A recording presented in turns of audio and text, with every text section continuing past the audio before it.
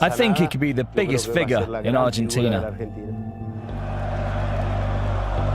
Everyone knew who was going to be the best player in the world. He's a very special player. I think that he's the best player in history. I think it's the gift that God gave to him. My dream was to be a professional footballer.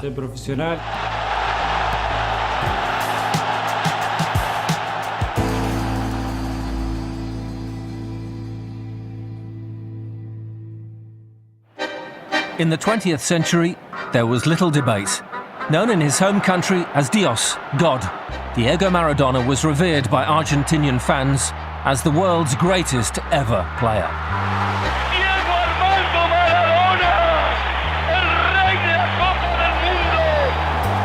But as the new millennium dawned, Maradona's status as the nation's favourite sporting icon came under threat. La Albiceleste had discovered a new number 10. Here comes Messi, into overdrive. Messi! It's out of this world from Leo Messi! One of the finest football talents ever seen, it seems fanciful to imagine there was a time when the world had never heard of Lionel Messi. Born in Rosario in June 1987, by the age of 11, Lionel Messi was on the books of local club Newell's Old Boys and was part of a youth team beaten just once in 4 years. His signature was coveted by both Newell's and River Plate, but there was one outstanding issue. He had been diagnosed with a growth hormone deficiency and, in order to reach his natural height at a normal rate, required treatment costing $1,000 a month. Neither club could afford it. But Jose Maria Minguella, a scout from FC Barcelona, had other ideas. I found out about Messi through the people that I've worked with in Argentina on other things, on other players, through a school called Marca. They sent me a videotape, and there you could see him already doing these amazing things. It really seemed that he had the ball sewn to his feet, pretty much what he does now. But it was even more surprising to see that in a boy of 12 or 13 years of age. In the end, Barcelona decided to go ahead with it. Messi's new seat of learning was La Masia, the famous youth academy of the Catalan giants. And alongside many other future stars, such as Valdés, Iniesta, Puyol and Xavi, it was here that Messi would learn the Barcelona way. I arrived when I was 13. I came with my family. I spent time at La Masia, but I didn't sleep there. I was with my dad and with my brother in a house.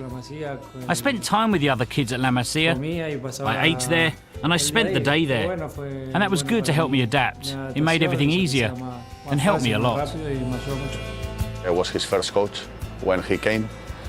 I just was coach under 14 back in the season 2000-2001. When he came on trial, just before Christmas. Don't remember now, it was October, November, December. In 2000, I was coach under 14. I had already in this generation or promotion, born in 1987, Cesc Fabregas, Gerard Piqué, and many other players that are playing now in different countries at the first level. And then came Lionel Messi, and everyone realized that we were due for one great player. Former Barcelona president Joan Laporta made La Masia his priority. While Real Madrid had the Galacticos and were buying success, the Catalonians were building from within. But despite his obvious talent on the pitch, off it there was a moral question to be answered. I have to say that it never was a discussion from the football point of view. The discussion came from the human point of view. Because at this moment, and it looks that I'm talking about 30 or 40 years ago, when I'm talking only about 10, 11 years ago, but it was absolutely not normal to bring an under 14 player from Argentina to Barcelona. It was decided that Lionel's father would also move to Spain. There was already a rumour in the club that there was a special young player at the academy. So we started to go and see him. And I remember that he scored 4 goals in 14 minutes during one game. So we wanted him to join us permanently. And when he was 16 years old, we signed the first non-professional contract with him. Since I met him when I was 14, he was such an unbelievable player. And the only question was that he can maintain, if he can play like he was playing when he was 14 in the professional level. And he's doing the same. So I think that everyone knows he's the best player in the world. When Leo used to play in the academy, we all used to go and see him play, because he was so special.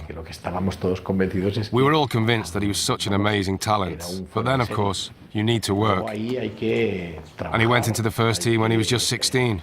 And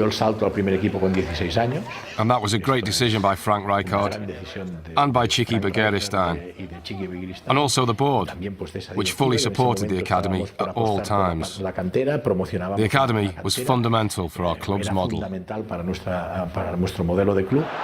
Fortunately for Messi, there was another South American at the club, the Brazilian Ronaldinho, who'd once been named the world's best player.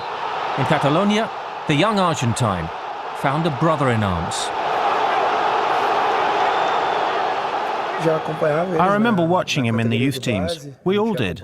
And then he started training with us. I remember his first game. I was lucky enough to give the assist for his first ever goal. So he's a great friend. And it's lovely to see him giving so much joy to people who love football. There was a great connection between the two. Ronnie supported Leo and helped him too. Well, the whole team helped him, but Ronnie was the point of reference.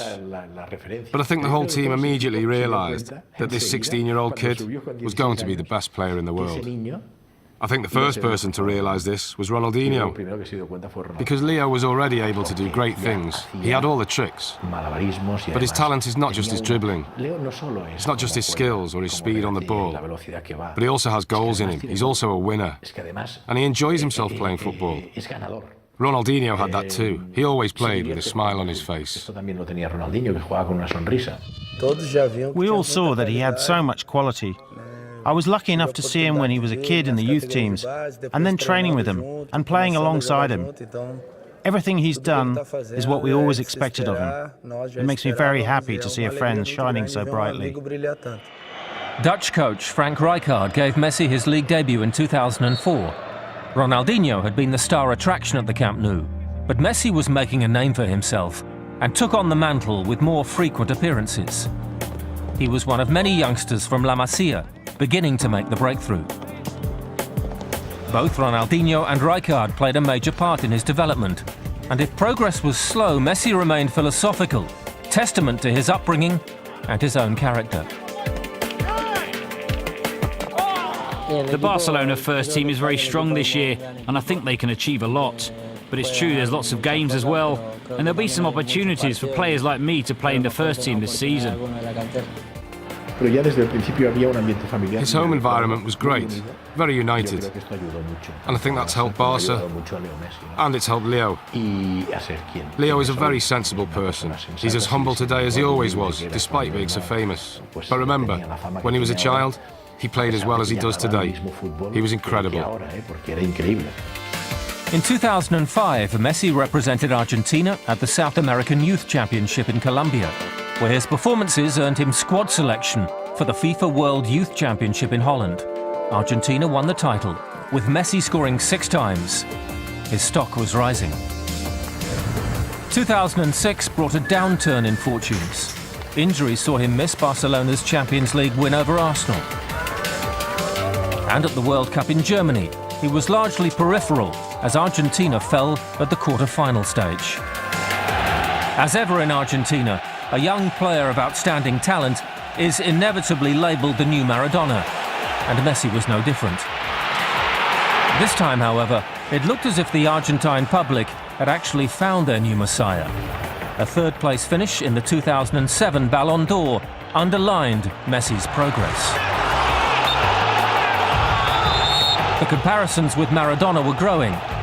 This was no more apparent than when Messi tore through the Getafe defence in a Spanish Cup game to score one of the greatest goals ever seen on Spanish soil.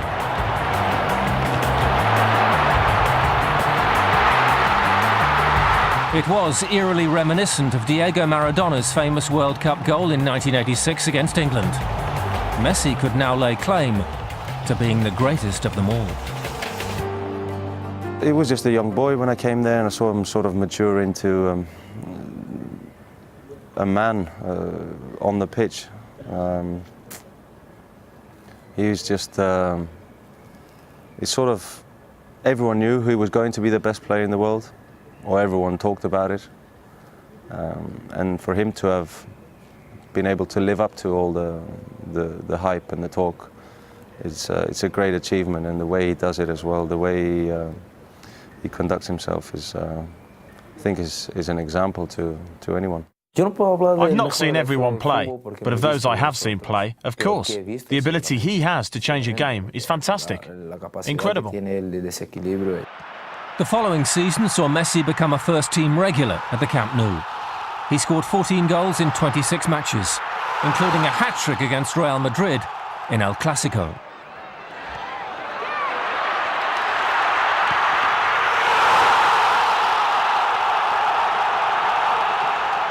In the summer of 2008, Messi travelled to Beijing and was a key member of the Argentina team to win Olympic gold, his first major honour. And the gold medal would be the catalyst to more spectacular success. Back in Spain, Pep Guardiola was named Barcelona's new coach. A member of the club's 1992 European Cup winning team, he progressed from managing the Barcelona B team. And a superpower of the European game was reborn.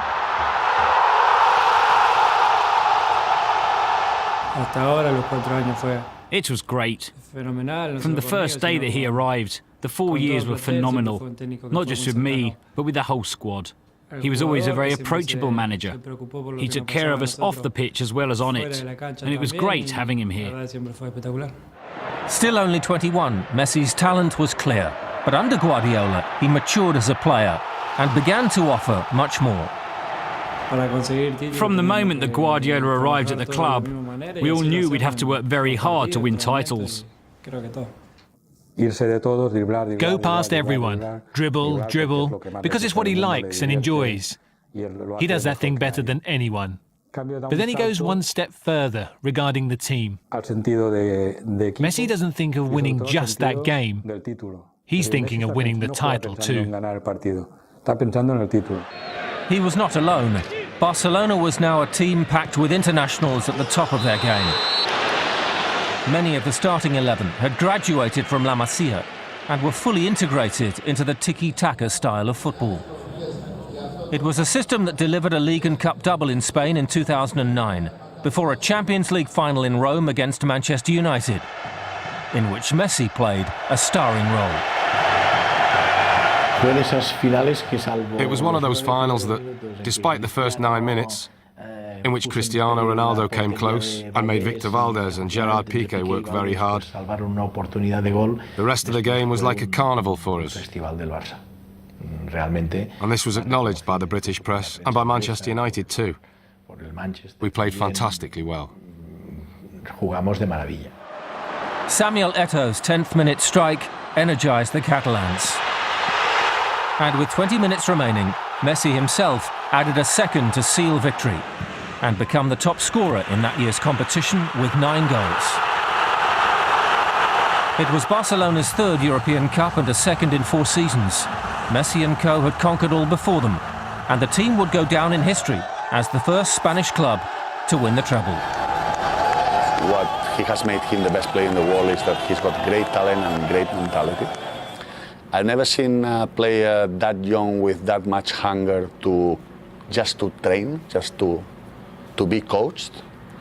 I remember him just finishing the training sessions and just this willingness to be the next day to train once again. Messi finished the season with 38 goals and won the Ballon d'Or for the first time. It would not be the last. I had the privilege to be with Leo before he received the FIFA World Player Award and the Ballon d'Or. I have a photograph from that night. The Ballon d'Or means a lot to me. I'm the same proud than everyone who has had him. No? In this case, I think it's not fair to say, because what I did. I think Lionel Messi was born to play football. It was a proud moment. It's one of those experiences that you're truly grateful for. I've experienced that, and I feel privileged. And it's all thanks to Messi. It means almost everything to me. I play a game every 3 or 4 days, and I spend a lot of time thinking about the games ahead. It takes up a lot of my life. Sometimes we talk about talent in football, about great talent, but what I really think is that many players have very good ingredients at a very high level, and they become players. But the real talent for me is Messi, is Maradona, is this type of player.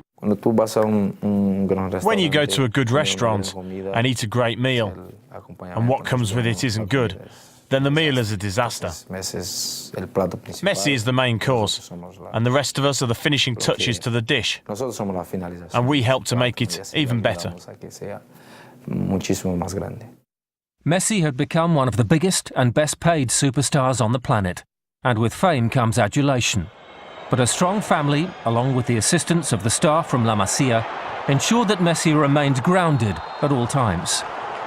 And off the pitch, this boy next door became a husband and a father. It was very clear in his mind that the future of his family was depending on his success, all right, in terms of in order to offer them a better life. I think this was a pressure, that usually this pressure is too much pressure for a young lad. But in that case worked as a positive, I think. Usually it's a negative, because you put that pressure or you feel that pressure that young, I think it's too much. But in this case, he's a fighter. He's so focused in football. Sometimes I think he must be sleeping with the ball. It's the ball and him and the ball. It's all about this. It's his life. The league titles in 2010 and 2011 added weight to the claim that this Barcelona team was the finest club side ever to play the game. Dancing to their own beat, this was a blend of the Argentine tango and the Spanish flamenco. Because of how we get on, we spend a lot of time together. We spend more time together than with our families almost. And that makes us very united and makes us strong. But the Barca way and the Messi way requires more than just raw talent. We take training sessions very seriously. Our manager never has any complaints. We're very professional. That team ethic led to yet another Champions League final in 2011. Fierce rivals Real Madrid had been defeated in the semi-final with 2 goals from Messi, the second cementing his reputation as the world's best player. Real's very own superstar Cristiano Ronaldo, the pretender to Messi's crown, was left in tears as Barca headed to the final in London. I was in the press box at Wembley. I had Barcelona fans on this side and Manchester fans on the other. There were more on the Manchester side, but there was a gap in the middle for neutral fans. And I remember how some people would say about Barcelona, wow. Barcelona's performance exemplified their philosophy. Pedro opened the scoring, but Messi was United's chief tormentor. Messi's amazing performance. Alex Ferguson played Park Ji-sung in front of him. But Messi almost dismissed him and would bypass him with his first movement. He wasted a player, he couldn't do anything. It was an extraordinary display. Messi's 53rd goal of the season gave Barca a 2-1 lead. before his dazzling footwork paved the way for David Villa to seal a 3-1 win, and Barcelona's third UEFA Champions League in an astounding trophy-laden 5 years. It was a display that typified the club and the mesmeric brilliance of Lionel Messi.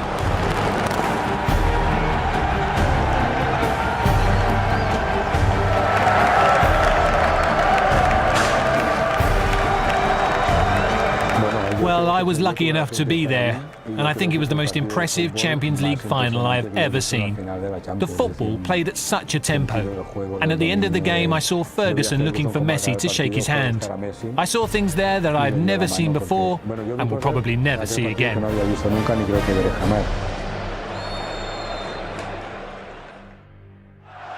The plaudits continued, and further records were set. He scored 68 goals in a single season, and in 2012 surpassed the 40-year record set by German legend Gerd Müller of 85 goals in a calendar year. Messi ending with 91. It was a staggering achievement, even by Messi's own implausible standards. And the year ended with a fourth consecutive Ballon d'Or. Teammates Iniesta and Xavi were second and third. It meant Messi became the first player ever to win the world's Best Player award more than 3 times. He is just incredible. It's simple as that. It's not something that you say, he does this or does that. He's just incredible. Once he sets off, there's no stopping him. Basically, as a professional, you see that day after day, he's evolved in an amazing way. Only he knows what he can achieve. And that's amazing. To maintain that level of performance. And not only to maintain that level, but to improve on it year after year. It's crazy, almost unique. Because we've already said so many things about him, it's difficult to say something new or something better. Without doubt, he's number one, the best player there is today in football, and certainly one of the best in history, if not the best, for everything he's achieved, because of his age, for all of the records he keeps breaking. In every game he's decisive. He's a very important player. He's a lad who, in spite of being a player who scores goals and has to be selfish, he still provides a load of assists. People find it hard to praise Leo in this sense, and for us, he's still number one. Messi has played all of his club football in Europe. Argentinians can only catch glimpses of their favourite son on television, or when he returns home to captain the national side. And when he does, adulation and expectation follow him wherever he goes. When Lionel plays well, we improve a lot as a team. When we give him the ball, he always manages to keep our opponents under pressure. And this, of course, lifts the whole team. He's very quick, with a technique that's out of this world. I think these are the qualities that have made the whole world fall in love with him. And despite the success, the wealth and the fame, the world also recognises Lionel Messi for what lies beneath the all-time great. The shy boy from Rosario who simply loves to play. You have to fight for what you want in life. My dream was to be a football player, to be a professional, and I always fought for that, to make my dream come true. And with sacrifice and effort, luckily, I was able to make it happen. Messi al arco.